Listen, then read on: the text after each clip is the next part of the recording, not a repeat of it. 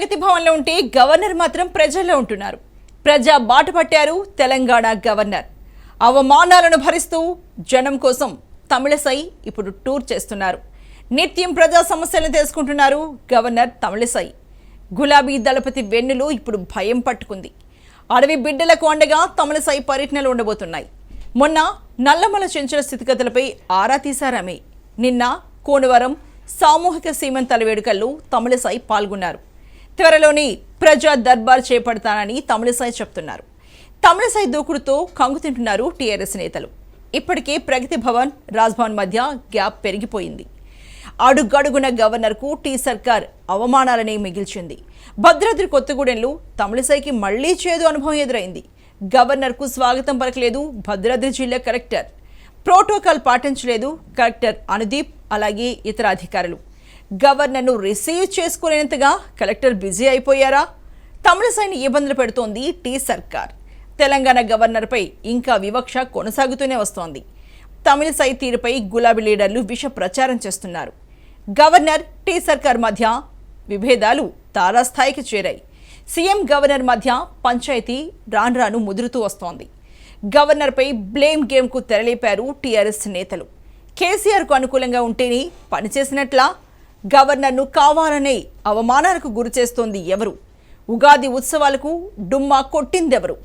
Medaram, Yadadri, భద్రాద్రిలో protocol పాటించనే లేదు. మీరు చెప్పినట్లు డూడు బస్వనలా తలాడించాలా? గవర్నర్కు స్వతంత్ర నిర్ణయాలు తీసుకునే హక్కే లేదా? టీఆర్ఎస్ ఏజెంట్గా గవర్నర్ తమిళసై ఉండాలా? టీఆర్ఎస్ ప్రభుత్వ తీరుపై సర్వత్రా విమర్శలు వర్షం కురుస్తూనే ఉంది. మరి టీఆర్ఎస్ ప్రభుత్వ తీరుపై సర్వత్రా విమర్శల వర్షం అయితే కురుస్తూ వస్తోంది. దీనికి సంబంధించి మనతో మాట్లాడడానికి కాంగ్రెస్ నేత కత్తి వెంకటస్వామి గారు ఉన్నారు, అలాగే బీజేపీ నేత కపిలవాయి దిలీప్ కుమార్ గారు ఉన్నారు, ఇంకా ప్రముఖ విశ్లేషకులు కల్లూరి శ్రీనివాస్ రెడ్డి గారు ఉన్నారు. నమస్తే అండి కత్తి వెంకటస్వామి గారు. నమస్తే అమ్మా. మరి కేసీఆర్ ప్రభుత్వ తీరుపై సర్వత్రా విమర్శలు వర్షం కురిపించినా అసలు నవ్వితే నాకేంటి అన్నట్టుగా పోతూ వస్తున్నారని, ఒకటి కాదు రెండు కాదు వరుసగా గవర్నర్కి పాటించాల్సిన ప్రోటోకాల్ కానీ, అంటే మనం చూసుకుంటే రాజ్యాంగబద్ధమైన ఉన్నత పదవిలో ఉన్న గవర్నర్కే ప్రోటోకాల్ పాటించిన రీతిలో కేసీఆర్ ప్రభుత్వం ముందుకు వెళ్తూ ఉంది. అసలు ప్రజల నుంచి వస్తున్న విమర్శలు కానీ, లేకపోతే ఇతర నేతల నుంచి, ఇతర వర్గాల నుంచి వస్తున్న విమర్శలను కానీ పట్టించుకున్న పాపాన పోలేదు. ఎందుకంటే కేసీఆర్ ప్రభుత్వం ఇలా ముందుకు వెళ్తుంది అనుకోవచ్చు?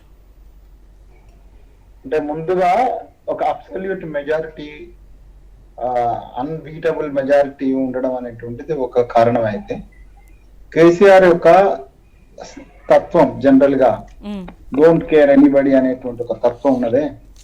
ఆయన ఒక అంటే ఆయన పుట్టి పెరిగినటువంటి వాతావరణం ఏదైనా, ఆయన నేచర్ లో మాత్రం ఒక ఒక ఒక అహంకారపూరితమైనటువంటి, ఎవరిని ఏ వ్యవస్థను గౌరవించినటువంటి ఒక నేచర్ ఆయనకు ఉన్నది.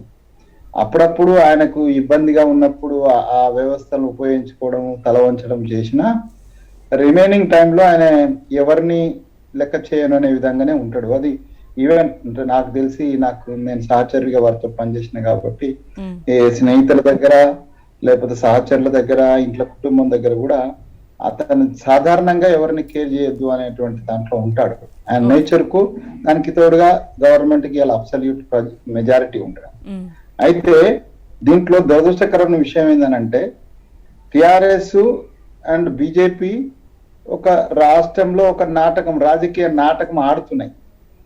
ఈ రాజకీయ నాటకంలో గవర్నర్ గారి పాత్రను తీసుకురావడం కానీ, గవర్నర్ గారు దీంట్లో తలదూర్చడం కానీ, కొంత విజ్ఞతను వారు కూడా కొంత విజ్ఞతకు దూరంగా తలదూర్చడం కానీ, ఈ రాష్ట్రము, ఈ రాజ్యాంగ వ్యవస్థకు సంబంధించినటువంటి ఒక దురదృష్టకరమైనటువంటి సంఘటన. తమిళసై గారికి ప్రోటోకాల్ పాటించకపోవడం అనేటువంటిది ఆక్షేపణీయం. రాజ్యాంగబద్ధంగా వారికి విచక్షణాధికారాలు ఉన్నాయి, అధికారాలు లేవు, విచక్షణాధికారాలు. విచక్షణాధికారాలను ప్రజా సంక్షేమం దృష్ట్యా వారు ఆయా సందర్భాల్లో ఉపయోగించేటటువంటి సంపూర్ణమైనటువంటి అవకాశం ఉంది. దాన్నే వారు ఒకటి రెండు సందర్భాలుగా చేసినటువంటి సందర్భం కూడా మనం చూసినాం. ఈ రాష్ట్రంలో పాడి కౌశిక్ రెడ్డి అనేటువంటి ఒక రౌడీ షీటర్ లాంటి తెరవలే గాని మా పార్టీలే ఉండే అప్పుడు ఆయన ఒక అంటే అతని బ్యాక్గ్రౌండ్ దృష్టిలో పెట్టుకొని ఆయన సమాజ సేవ విభాగంలో ఎమ్మెల్సీ చేయడానికి ఆమె అభ్యంతరం పెట్టడము ఈ రాష్ట్రం అంతా కూడా అప్రిషియేట్ చేసింది వారిని, ఎవరిని, గవర్నర్ గారు.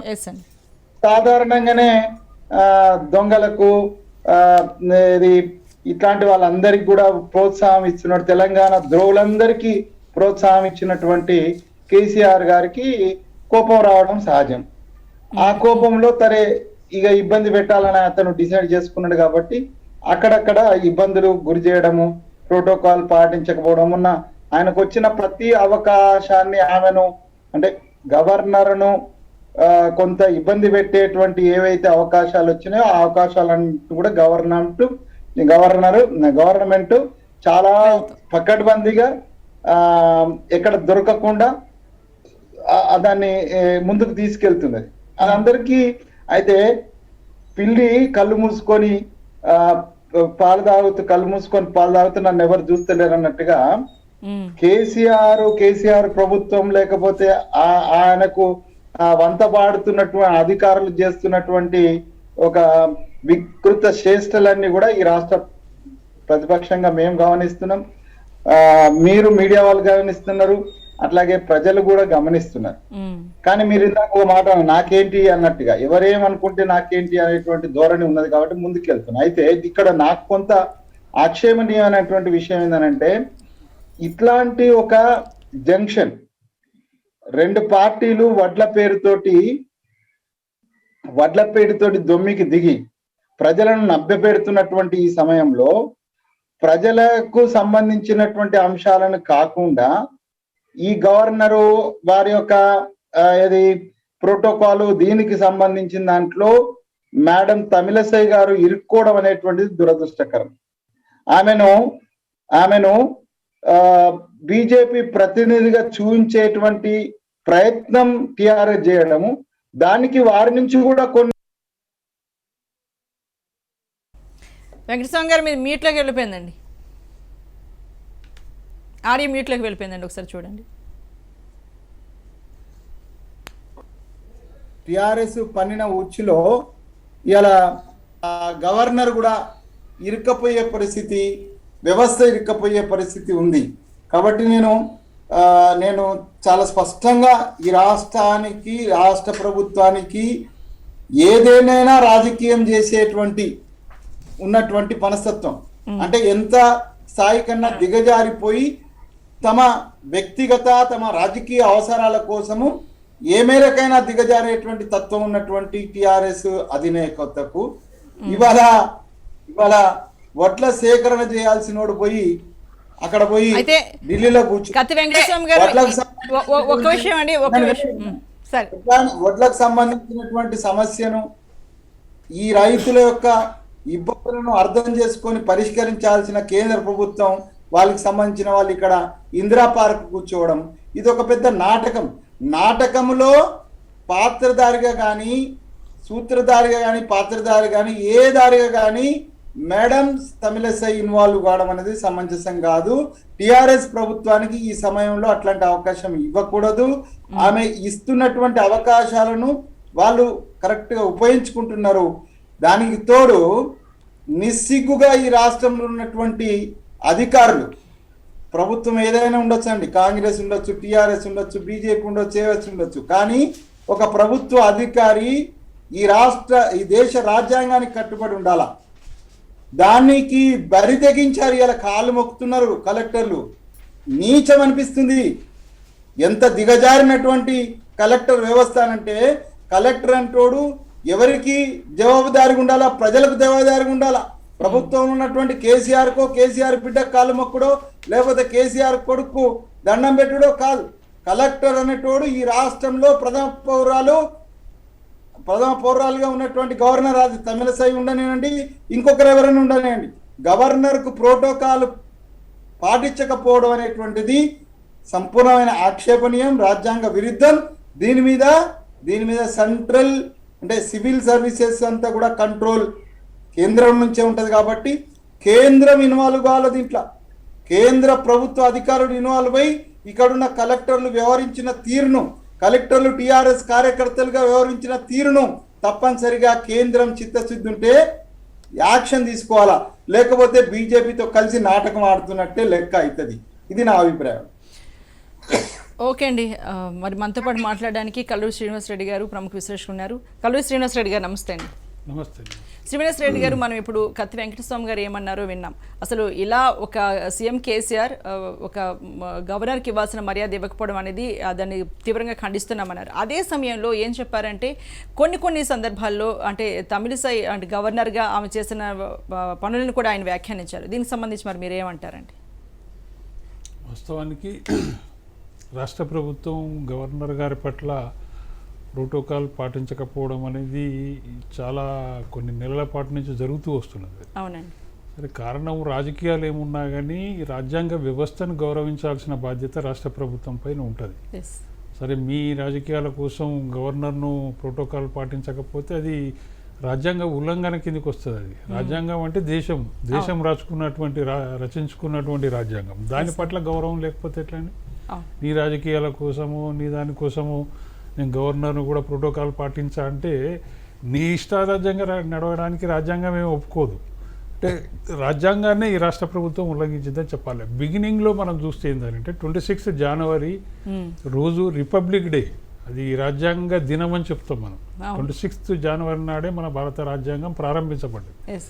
అటువంటి రోజు పట్ల కూడా ముఖ్యమంత్రి గారికి ఈ రాష్ట్ర ప్రభుత్వానికి గౌరవం లేకపోవడమే బాధాకరమైన విషయం. ఎందుకంటే ఆ మీటింగ్ అది 26 జనవరి కూడా అధికారికంగా రాజ్భవన్లోనే జరపాలని, అప్పుడు కరోనా ఉంది కాబట్టి జరపాలని క్యాబినెట్ మీటింగ్ తీర్మానం చేసి ప్రభుత్వమే చెప్పింది ఇక్కడ రాజ్భవన్లో జరపాలని.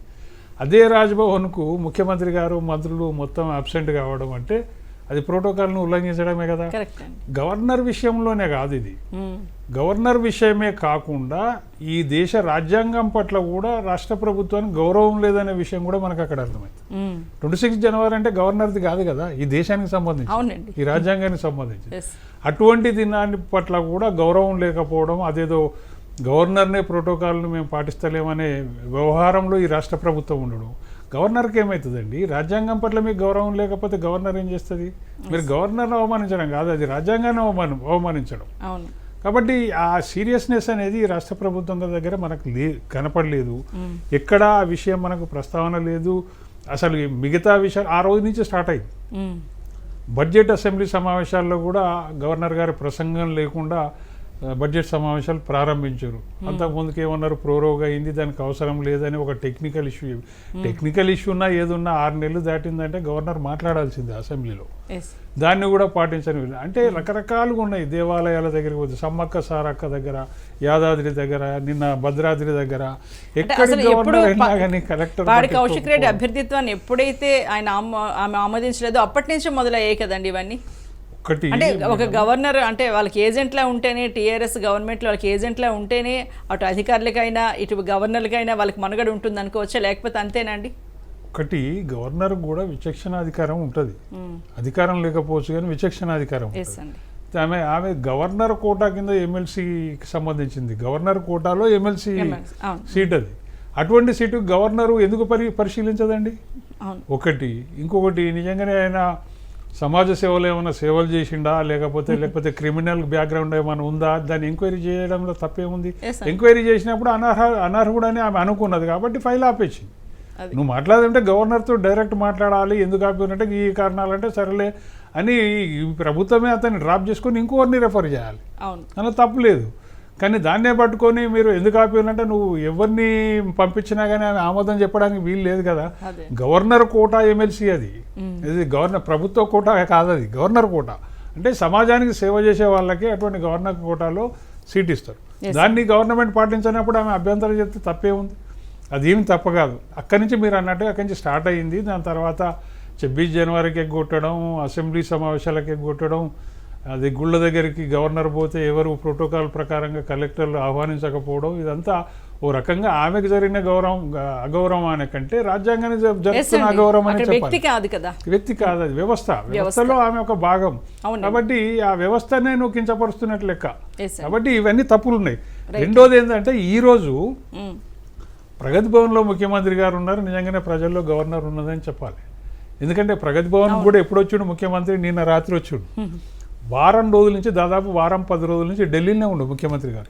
ఈ రాష్ట్రానికి ముఖ్యమంత్రి గారు ఎక్కడున్నా కానీ పబ్లిక్ నోటీస్లో ఉండాలి. ఎక్కడున్నారు, ఏం పని మీద పోయినారు అనేది ఒక గవర్నమెంట్ తరఫు నుంచి ఒక ప్రెస్ నోట్ ఉంటుంది.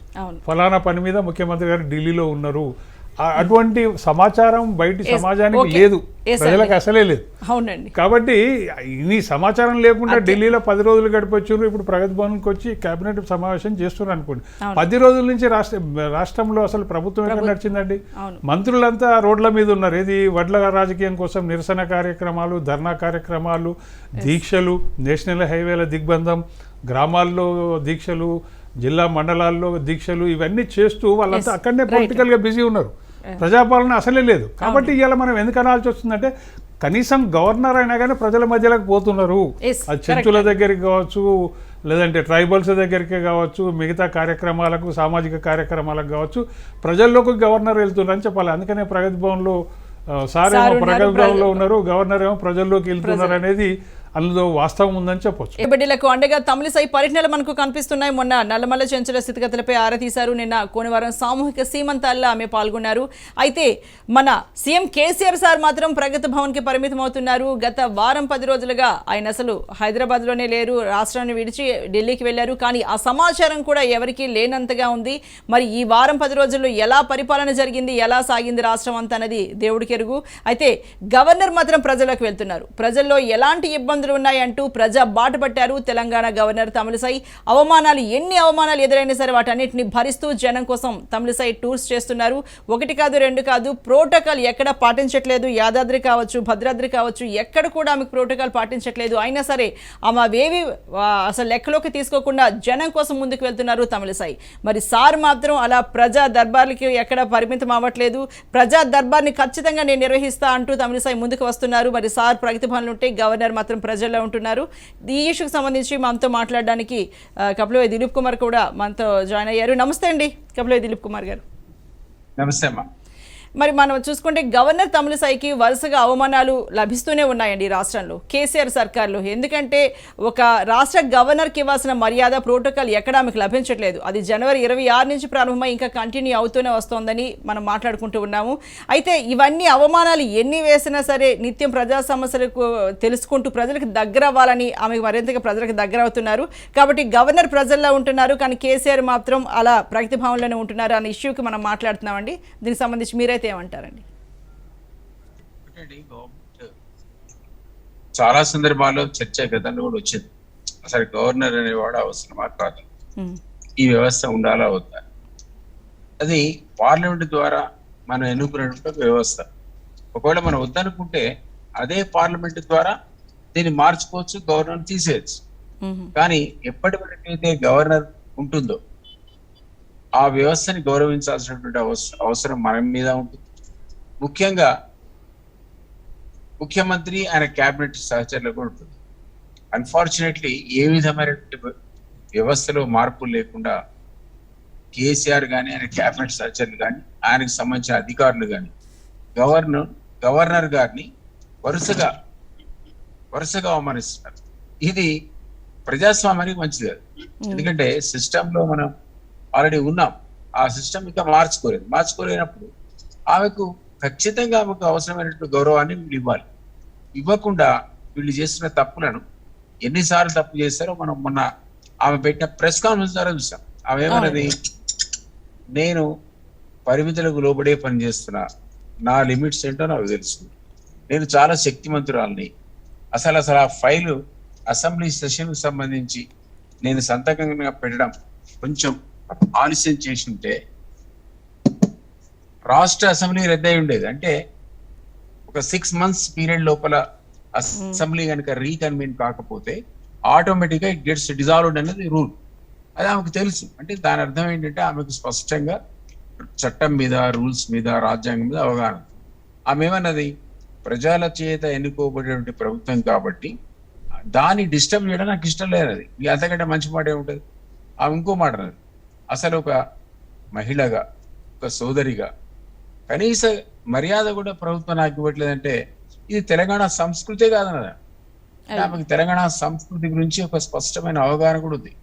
అంత మంచి మాట అన్నదా. తెలంగాణ సంస్కృతి కాదు అంటే దాని అర్థం ఏంటి, ముఖ్యమంత్రి పిచ్చి పిచ్చి ఆలోచనలతో ఈ రోజు వ్యవస్థను అటు ప్రైమ్ మినిస్టర్ అవమానం చేస్తున్నాడు, ఇటు గవర్నర్ అవమానం చేస్తున్నాడు. నేను గతంలో కూడా చెప్పాను, దేశం మొత్తంలో ఏ గవర్నర్కి లేనటువంటి విశేష అధికారాలు మన గవర్నర్కు ఉన్నాయి. ఎందుకంటే విభజన చట్టంలో సెక్షన్ 7 and 8 అనేది ఆమెకు విశేష అధికారాలు కల్పించింది. ఒకవేళ ఆమె వెనక ట్విన్ సిటీస్ లో లా అండ్ ఆర్డర్ లో డిస్టర్బెన్స్ ఉందని భావించిన పక్షంలో క్యాబినెట్ కి ఏమైనా సూచనలు చేయొచ్చు, చేసి వాడు వినకపోతే లా అండ్ ఆర్డర్ డైరెక్ట్ తన కంట్రోల్ తీసుకోవచ్చు. అదే కనుక జరిగితే అసలు సీఎం కు పోయి సెల్యూట్ చేసే పోలీసు అధికారు కూడా దొరకడు. అంత పవర్ఫుల్ డ్రాకోనియన్ రూల్స్ అవి ఎందుకు పెట్టారో ఆ రోజుల్లో మేము కూడా శాసన మండలిలో ఉన్నప్పుడు నేను కూడా దాన్ని వ్యతిరేకించాను. ఇదేం పవర్స్ అంటే ఈ డ్రాకోనియన్ పవర్స్, ఇది కరెక్ట్ కాదంటే అప్పుడు ఉన్నటువంటి అందరు కూడా మెజారిటీ ఉంది కాబట్టి సభ్యులు ఎవరు దాన్ని అమెండ్మెంట్ ఒప్పుకోలేదు. అది యథాతథంగా పార్లమెంట్ లో పాస్ అయ్యి వచ్చి ఇప్పటికి 8 years అయిపోయినాయి. ఇంకా 2 years కూడా అటువంటి విశేష అధికారాలు గవర్నర్కు ఉన్నాయి. ఆమె మంచి ఆవిడే కాబట్టి వాడలే, కానీ నిజంగా ఆమె గనక సెక్షన్ 7 and 8 ద్వారా తనకు సంక్రమించిన అధికారాలు వాడిన పక్షంలో ఈ ముఖ్యమంత్రి గిలగిల కొట్టుకుంటాడు. కాబట్టి అది ఆయనకు తెలిసి ఉండాలి.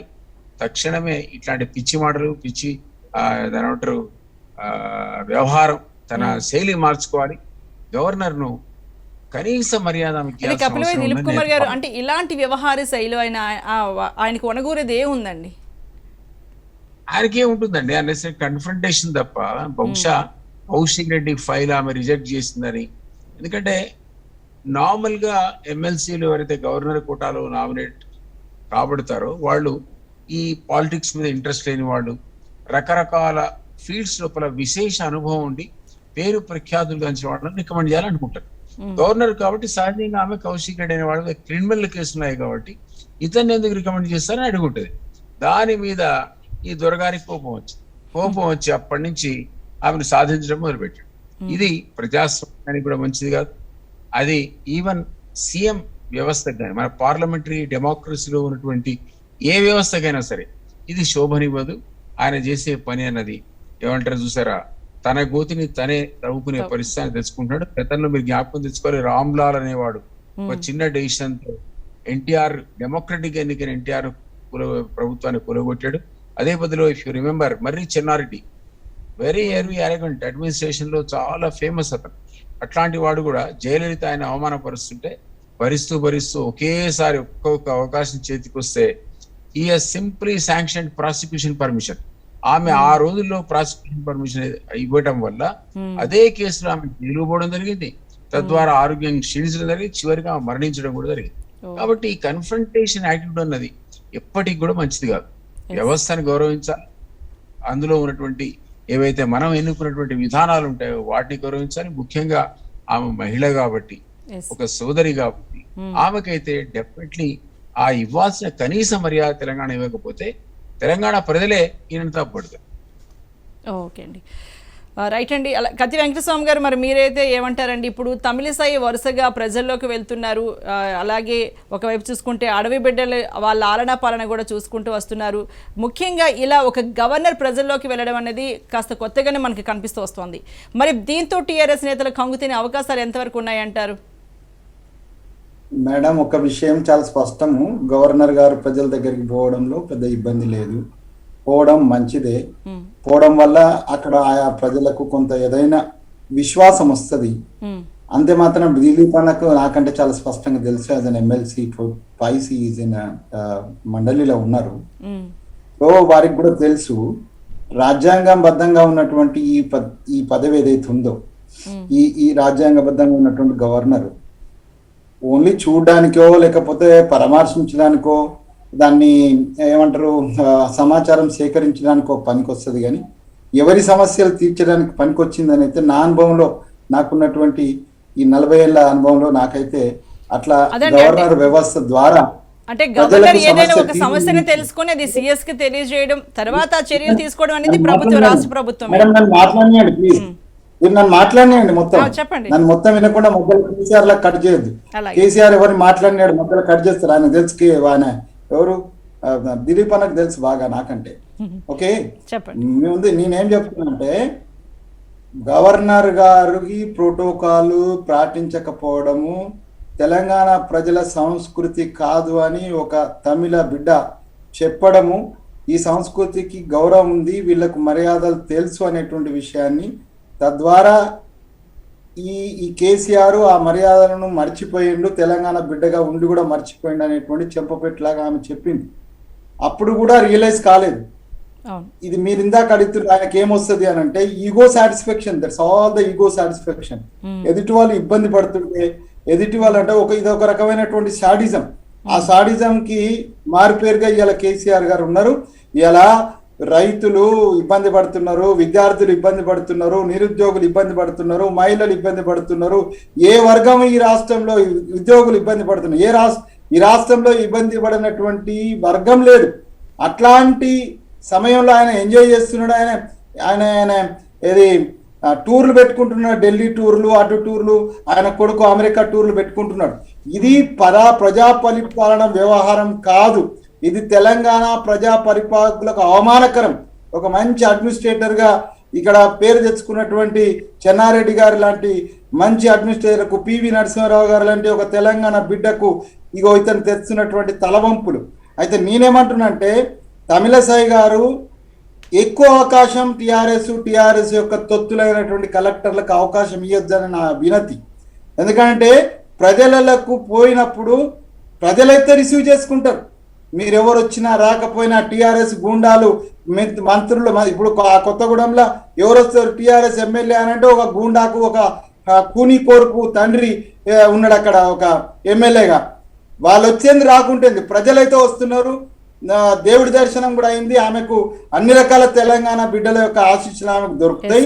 కానీ తెలంగాణ ఆడబిడ్డ అని పదే చెప్తుంది ఆమె. మేడం ఒక మాట చెప్పనా, ఒకవేళ తమిళసై కేసులో ఒక బ్రాహ్మణ స్త్రీ అయి ఉండింటే ఇదే కేసీఆర్ వంగి వంగి వంగి నమస్కారాలు పెట్టేటోడు, తల వంచి నమస్కారం పెట్టాడు, కాళ్ళు మొక్కేటోడు. ఆమె ఒక బడుగు వర్గాల బిడ్డ కాబట్టి ఇలా అవమానపరుస్తున్నాడు. దీని యొక్క పర్యవసానం తప్పనిసరిగా ఉంటది. దీంట్లో భారతీయ జనతా పార్టీకి సంబంధించినటువంటి నేతలకు నేను చెప్తున్నా, దీవిలంగా చెప్తున్నా, అన్నా మీరు చెప్పండి, కేంద్ర ప్రభుత్వానికి సంబంధించినటువంటి ఏవైతే అధికార కేంద్రాలు ఉన్నాయో అవి ఇక్కడున్న కలెక్టర్ల మీద యాక్షన్ తీసుకునే అవకాశం ఉన్నది. రాజ్యాంగాన్ని శ్రీనివాస్ అన్న చెప్పినట్టు రాజ్యాంగాన్ని అవమానపరిచినటువంటి కేసీఆర్ కానీ కేసీఆర్ సహచరులను కానీ యాక్షన్ తీసుకునే అవకాశం ఉన్నది. కానీ ఇదంతా కూడా శత్రువు ముసుకేసుకున్నటువంటి మిత్రులు బీజేపీ అండ్ టిఆర్ఎస్. కాబట్టి ఇందాక అన్న చెప్పినట్టుగా 7 and 8 అది ప్రయాణం పోయినా వాళ్ళు ఉపయోగించరు, అట్లా జరగదు. ఎందుకనంటే టిఆర్ఎస్ కాదు వాళ్ళ టార్గెట్, కాంగ్రెస్ టార్గెట్. కాబట్టి ఈ నాటకం నడుస్తుంటది. కానీ ప్రజల పక్షాన దిలీప్ కుమార్ లాంటి, శ్రీనివాసరెడ్డి గారి లాంటి మేధావుల పక్షాన్ని చెప్పేది ఏంటంటే ఈ గవర్నర్ వ్యవస్థను ఈ తెలంగాణలో అవమానం జరిగిందని దేశమంతా నవ్వుబాలు చేసేటువంటి పరిస్థితిని కల్పించొద్దని రాష్ట్ర ముఖ్యమంత్రికి నేను విజ్ఞప్తి చేస్తున్నా, పాత సహచరుడిగా విజ్ఞప్తి చేస్తున్నా. ఇప్పటికైనా గవర్నర్ వ్యవస్థను గౌరవించి మీరు ఏం ఫేవర్ చేయాల్సిన అక్కర్లేదు. గవర్నర్కు మీరేం ఆమె చెప్పినట్టుగా అన్ని అడుగులకు మడుగులు వస్తారు, లేకపోతే ఆమె కూడా చెప్పాల్సినటువంటి లిమిటేషన్స్ కూడా ఆమెకు ఉంటాయి. ఆమె అంతకంటే ఎక్కువ చెప్పదు. నేను చెయ్యమని అంటలేరు. ఇప్పటికి నీ ఈగో సాటిస్ఫై ఉంటుంది కేసీఆర్ గారు. తప్పనిసరిగా ఇప్పటికైనా తెలంగాణ ప్రజల యొక్క గౌరవ మర్యాదలు, వాళ్ళ యొక్క సంస్కారం లేదు తెలంగాణ ప్రజలకు అనేటువంటి అపవాదు ఆల్రెడీ నువ్వు తెలంగాణ తల్లి సోనియా గాంధీని మోసం చేసిన రోజే ఈ అపవాదుని మనం ఎత్తుకున్నాం. తెలంగాణ తల్లి సోనియా గాంధీ మెర్జీ చేస్తానని చెప్పి మోసం చేసిన రోజే ఆ అపవాదుని మనం ఎత్తుకున్నాం. ఇవాళ తమిళసాయి గారిని, ఒక గవర్నర్ గారిని అవమానపరిచి మరొక్కసారి తెలంగాణ వాళ్లకు సంస్కారం లేదనే అపవాదును ఎత్తుకోకూడదు. దానికి కారణభూతమైనటువంటి కేసీఆర్ తన వ్యవహారాన్ని సరిచేసుకోవాలి. తమిళసాయి గారు కూడా నేనైతే వారికి విజ్ఞప్తి చేస్తున్నా, అమ్మ ఈ సమయంలో ఈ దొంగ నాటకాలు, దొంగ కొట్లాట బీజేపీ టీఆర్ఎస్ మధ్యన అవుతున్న సమయంలో మీరు బయటకు వచ్చి మీరు ఈ దీంట్లో ఒక చర్చకు స్థావియోద్దామే ఆమెకు నేను చేతులెత్తి నమస్కారం చేసి చెప్తున్నా. ఈ వివాదంలో మీరు రావద్దు తల్లి. ఈ వివాదంలో గవర్నర్ వ్యవస్థను తేవద్దు, వీళ్ళకి అవకాశం ఇవ్వద్దు. బోత్ ద టీఆర్ఎస్ అండ్ బీజేపీకి ఎవరికి కూడా అవకాశం ఇవ్వకుండా ప్రజల పక్షాన మీరు ప్రజా సంక్షేమం కోసం మీరు ఏం చేసినా కూడా మేముగా వ్యక్తులుగా తెలంగాణ ఉద్యమ బిడ్డలుగా తర్వాత కాంగ్రెస్ పార్టీగా మేము తప్పనిసరిగా వారికి గౌరవం ఇస్తాం, సహకారం ఇస్తామని ఈ రాష్ట్ర గౌరవాన్ని కాపాడాలంటే ముఖ్యమంత్రి గారి స్టైల్ మార్చుకోవాలని మేము స్పష్టంగా చెప్తున్నాం. మరి కల్లూరి శ్రీనివాసరెడ్డి గారు ఒకటి కాదు రెండు కాదండి, వరుస ఘటనలు జరుగుతున్నాయి. ఇది 5వ 6వ కొత్తగా భద్రాద్రి కొత్తగూడెంలో కూడా అక్కడ కూడా మళ్ళీ చేయదనుభవమే తమిళిసై గారికి ఎదురైంది, గవర్నర్ గారికి. అంటే ఇలా ప్రోటోకాల్ పాటించని కలెక్టర్లపై కానీ లేకపోతే ఇతర ఉన్నతాధికారులపై కానీ ఏమైనా చర్యలు తీసుకునే అవకాశాలు ఉన్నాయంటారండి? అంటే ఐఏఎస్లు కాబట్టి ప్రోటోకాల్ పాటించాలని చెప్పాల్సింది చీఫ్ సెక్రటరీ. ఓకే, స్టేట్ యొక్క చీఫ్ సెక్రటరీ అటువంటి ప్రోటోకాల్ ఆదేశాలు ఇస్తే అందరు పాటిస్తారు. ఫలానా వాళ్ళకు పాటించకూడదు అని ఏమైనా సంకేతాలు ఇస్తే, ఏమైనా నోటీస్ ఇస్తే అట్లా కూడా పాటించరు. అంటే చీఫ్ సెక్రటరీ ద్వారానే పోతుంది. చీఫ్ సెక్రటరీకి ఎక్కడి నుంచి వస్తుంది అని అంటే ముఖ్యమంత్రి గారి నుంచే వస్తుంది. ముఖ్యమంత్రి గారి పర్మిషన్ లేకుండా చీఫ్ సెక్రటరీ కలెక్టర్లకు ఏదో ఆదేశాలు ఇస్తాడని ఎవరు అనుకోలేదు. కాబట్టి అడ్మినిస్ట్రేషన్ పరంగా ప్రోటోకాల్ విషయంలో అడ్మినిస్ట్రేషన్లో ఉన్నటువంటి అధికారులు బలవుతారు. ముఖ్యమంత్రి గారి యొక్క రాజకీయ వ్యవహారానికి వాళ్ళు బలి కావాల్సిన పరిస్థితులు వస్తాయి అనేది మనందరికీ అర్థమవుతున్న విషయం. అంటే ముఖ్యమంత్రి గారి నిర్ణయం ద్వారా ప్రోటోకాల్ పాటించకూడదు గవర్నర్కు అని చీఫ్ సెక్రటరీ గారికి చెప్తే చీఫ్ సెక్రటరీ గారు జారీ చేసే ఆదేశాల్లో కలెక్టర్లు అందరికీ పోతాయి. 33 జిల్లాలకు సంబంధించిన కలెక్టర్లు ఉన్నారు, వాళ్ళందరికీ చేరుతాయి. అది ఎస్పీలు ఉండొచ్చు, జిల్లా ఎస్పీలు, కలెక్టర్లు, ఉన్నత స్థాయి అధికారులు ఎవరున్నా కానీ గవర్నర్ ఎక్కడ పోయినా కానీ వాళ్ళు అటెండ్ గారు ఏదో ఒకటి చెప్పి తప్పించుకుంటున్న పరిస్థితి. ఇదేమీ జీవో ఇచ్చి చెప్పే విషయం కాదు, మౌఖికంగా చెప్పి ఉంటారు చీఫ్ సెక్రటరీ గారు నాకు తెలిసి. అట్లా జీవో ఇస్తే మరి ఈ ప్రభుత్వమే కూలిపోయే పరిస్థితి ఉంటుంది. ఎందుకంటే రాజ్యాంగ ఉల్లంఘన జీవో అవుతుంది. అంటే ఈ భారత రాజ్యాంగాన్ని అగౌరవపరుస్తూ దానికి విరుద్ధంగా జీవో ఇవ్వడం అనేది భారతదేశంలో ఎవరికి సాధ్యం కాదు. చీఫ్ సెక్రటరీ కూడా అట్లా చేయకపోవచ్చు. కాకపోతే చీఫ్ సెక్రటరీ మౌఖిక ఆదేశాలు, నోటి ద్వారా చెప్పే విషయాలు అందరు చీఫ్ కలెక్టర్లకు చెప్పి ఉంటారు. కాబట్టి అట్లా జరుగుతుంది. అయితే ఇప్పుడు అధికారుల మీద చర్య తీసుకుంటే వచ్చే ప్రయోజనం కూడా నిజంగా ఏంటంటే ఐఏఎస్లు కూడా ఉన్నతాధికారులు కూడా మారాల్సిన అవసరం. అదే ముఖ్యమంత్రి గారి మాట వినాలి, వినకూడదని ఎవరు చెప్పరు. ఎందుకంటే ప్రజలు ఎన్నుకున్న ప్రభుత్వం, ప్రజలు ఎన్నుకున్న ముఖ్యమంత్రి ఉంటాడు కాబట్టి వినాలి. కానీ దానికి కూడా కొన్ని హద్దులు సరిహద్దులు ఉంటాయి. ఆ హద్దులు సరిహద్దులు దాటి రాజ్యాంగ ఉల్లంఘన పనులు కూడా మీరు చేయండి అని కలెక్టర్లకు ఆదేశాలు ఇస్తే దాన్ని పాటించకూడదు. ఏమవుతుందండి, ఒక కలెక్టర్గా సెలెక్ట్ అయినప్పుడే, నువ్వు ఐఏఎస్గా సెలెక్ట్ అయినప్పుడే అతని లైఫ్ లాంగ్ సెక్యూరిటీ ఉంటుంది. జాబుది కానీ అతని బతుకు తెరువు కానీ ఏదైనా కానీ. అటువంటి ఉన్నత స్థాయి ఉద్యోగంలోకి వెళ్ళినప్పుడు ఎవ్వరికీ భయపడాల్సిన అవసరం లేదు. ఇది భారతదేశంలో ఎవరికీ భయపడని ఉద్యోగం ఏదనంటే ఐఏఎస్ఏ. ఎవరికి భయపడాల్సిన అవసరం లేదు. నిన్ను ఇక్కడ కాకపోతే నీకు నచ్చలేదు, నీ మాట వినప్పుడు ముఖ్యమంత్రి మాట నువ్వు అంటే రాజ్యాంగానికి అతీతమైంది లేకపోతే రాజ్యాంగ ఉల్లంఘనకు సంబంధించిన విషయం చెప్పి ఉంటే అతను విననప్పుడు నిన్ను ట్రాన్స్ఫర్ చేస్తాడు. కానీ నీ ఉద్యోగాన్ని కూడా వెరికే హక్కు ముఖ్యమంత్రికి లేదు, ఈవెన్ ఇండియన్ ప్రైమ్ మినిస్టర్కి కూడా లేదు. అటువంటి పోస్ట్ అది ఐఏఎస్ అనేది, అటువంటి పోస్ట్. దానికి ఎవరెందుకు భయపడాలండి, దేనికోసం భయపడాలండి? ఇప్పుడు ఐఏఎస్ మొత్తం తెలంగాణలో ఏమైందంటే ముఖ్యమంత్రి గారి అడుగులకు మడుగులొక్కే పరిస్థితులకు వచ్చింది, మనం చూసినాం. ఇందులో ఇంకొక గమ్మత్ ఏంటంటే ఈ మధ్యన సిద్దిపేట కలెక్టర్ వెంకటరామరెడ్డి గారిని ఎమ్మెల్సీ ఎప్పుడైతే చేసిండో రాత్రికి రాత్రి, సాయంత్రం ఆయన రాజీనామా చేసిండు, రాత్రి డిసిషన్ తీసుకుంటూ తెల్లారి పార్టీలో జాయిన్ చేసుకుంటూ ఎమ్మెల్సీగా అనౌన్స్ చేసిండు. అంటే విత్ ఇన్ అవర్స్లో ఒక కలెక్టర్ను ఎమ్మెల్సీ చేసిండు ముఖ్యమంత్రి. దాంతో ఏమవుతుందంటే అదొక శాంపుల్ చూపించిండు మిగతా కలెక్టర్ల, మిగతా ఐఏఎస్లకు అందరికీ, ఇన్ ఆల్ డిపార్ట్మెంట్స్. అంటే హయ్యర్ పోస్టులో ఉన్న ఉద్యోగులు ఎవరైనా కానీ ముఖ్యమంత్రి ప్రాపకం పొందితే మనం రాజకీయంగా కూడా ఎదగొచ్చు అనే దానికి వెంకటరామరెడ్డిని వాంటెడ్లీ చేసిండు. అది చూసి ప్రతి ఐఏఎస్ కానీ ప్రతి ఉన్నతాధికారి కానీ ఏమనుకుంటాడు అంటే ముఖ్యమంత్రి గారు ప్రాపకం పొందితే చాలు, ముఖ్యమంత్రి గారు చెప్పకముందే అతను ఊహిస్తున్న అతనికి కావాల్సిన పనులన్నీ మనం చేసి పెడితే మనల్ని కూడా ఒక ఎమ్మెల్సీయో ఎమ్మెల్యేనో ఎంపీయో లేదంటే మంత్రిలో చేయొచ్చు అనే ఆశలో పడేసాడు వెంకటరామరెడ్డి గారిని చేసి. అదొక శాంపుల్ అన్నట్టు. మిగతా వాళ్ళు కూడా అదే ట్రాక్లో పడి ముఖ్యమంత్రి గారి కనుసైగలతోటి వాళ్ళు ఈయన సైగ చేసే కంటే ముందే పనులు చేసి పెట్టే పరిస్థితికి వచ్చారు. అట్లా గతంలో చూసినప్పుడు మనం జగన్మోహన్ రెడ్డి కేసులో ఏమైందండి, శ్రీలక్ష్మి ఒక్క సైను ఆమెకు తెలిసో తెలియకో పెట్టినందుకు జైలుకు పోయింది ఆమె. ఇవాళ ముఖ్యమంత్రి కేసీఆర్ గారి కింద పనిచేస్తున్న ఐఏఎస్ అధికారులు కూడా మీరు ఏమాత్రం చిన్న పొరపాటు చేసినా ముఖ్యమంత్రి ట్రాప్లో పడి పొలిటికల్గా మీరు ఏదో ఆస్పిరెంట్గా అతన్ని ముందుకు పోయి అతనికి అంటే ఆయనకు ఎంత మనం అనుంగా తిరిగితే మనకు అంత పదవి రావచ్చు రాజకీయంగా అని ఆశపడే వాళ్ళు ఎవరైతే ఉంటారో వాళ్ళు అదే శ్రీలక్ష్మి లాంటి తప్పులు చేయకూడదు. రాజ్యాంగానికి కట్టుబడి చేయండి. మీరు ప్రభుత్వంలో రాజ్యాంగం ప్రకారంగా ప్రభుత్వం ఇచ్చే ఆదేశాల ప్రకారం నడవండి, తప్పు లేదండి. కానీ రాజ్యాంగానికి అతీతమైన పనులు మీరు ముఖ్యమంత్రి గారు చెప్పినా కానీ మీరు చేయకూడదు. భయపడాల్సిన అవసరం లేదు. ఈ భారతదేశంలో ఏ కార్నర్కు మిమ్మల్ని ట్రాన్స్ఫర్ చేసినా మీరు పోగలుగుతారు.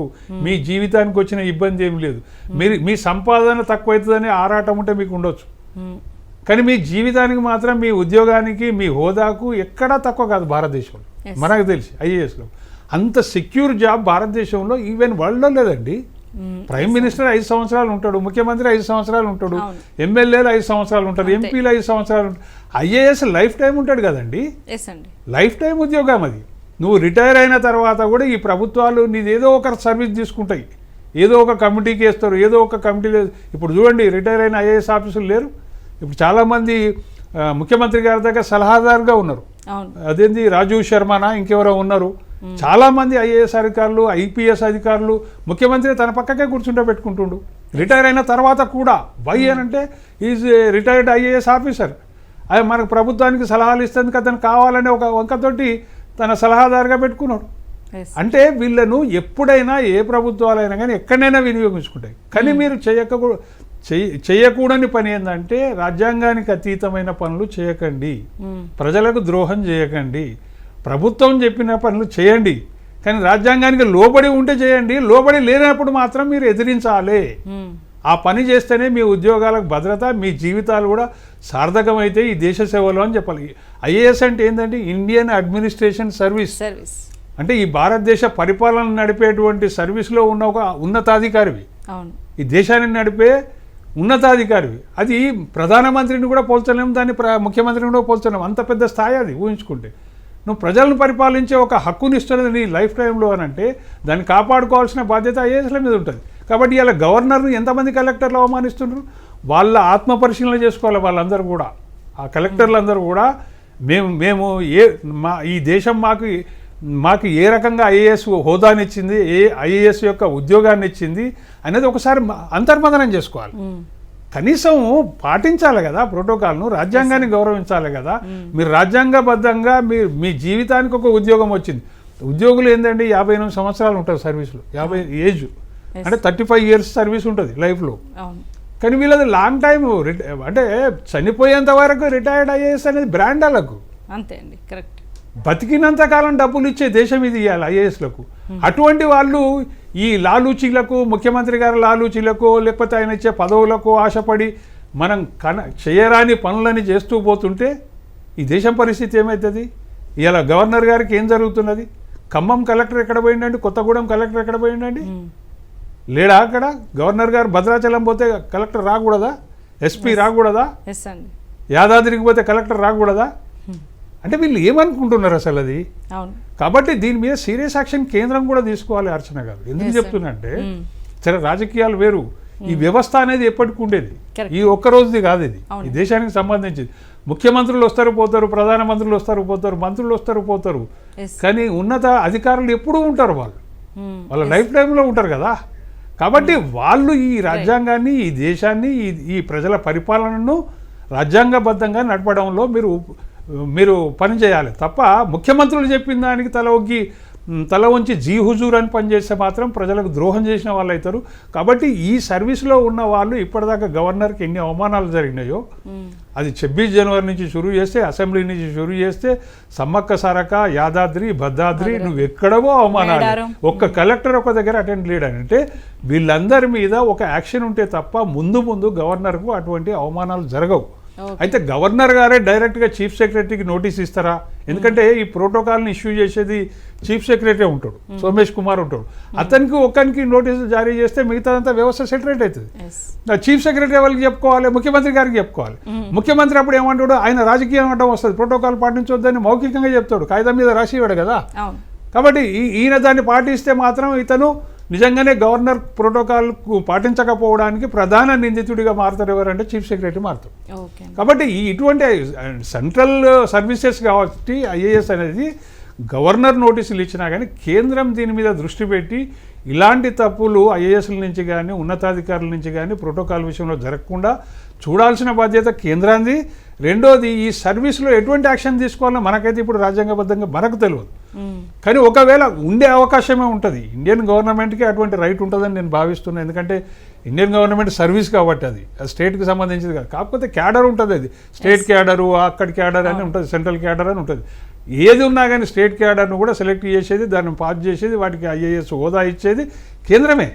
కాబట్టి కేంద్రం దీని మీద దృష్టి పెట్టి చర్య తీసుకుంటే మాత్రం గవర్నర్కి ఇలాంటి అనుమానాలు జరగకూడదని మనం కోరుకోవాలి. కాబట్టి ఇక్కడ రాజకీయాలను పక్కన పెట్టాలి. రాజకీయాలేంది, అసలు నువ్వు డైరెక్ట్గా యాక్షన్ తీసుకోవాల్సిన అవసరం ఉంది.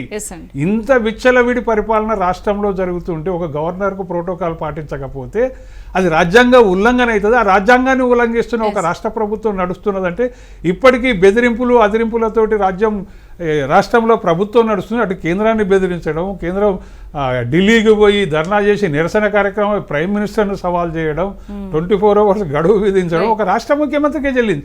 అక్కడ ఏం జరిగిందనండి, మరి ప్రభుత్వం చేసిన దాని నిరసన ఎవరు చేసిండ్రు? ప్రజాప్రతినిధులని బోర్డు మీద రాశారు. ముఖ్యమంత్రి నిరసన అని ఎందుకు రాయలేదండి? అంటే చట్టబద్ధంగా నువ్వు కేంద్రాన్ని అడిగే దమ్ము లేదు, కానీ నువ్వు ప్రజాప్రతినిధుల సభ అని నిరసన సభ అని పెడితే దాని అర్థమైంది. రాష్ట్రాన్ని నువ్వు పాలిస్తున్నావా, ఇంకెవరన్నా పాలిస్తుండ్రా? 10 రోజుల నుంచి ముఖ్యమంత్రి దిక్కులేడు రాష్ట్రానికి. మంత్రులు మొత్తం రోడ్ల మీద ఉన్నారు.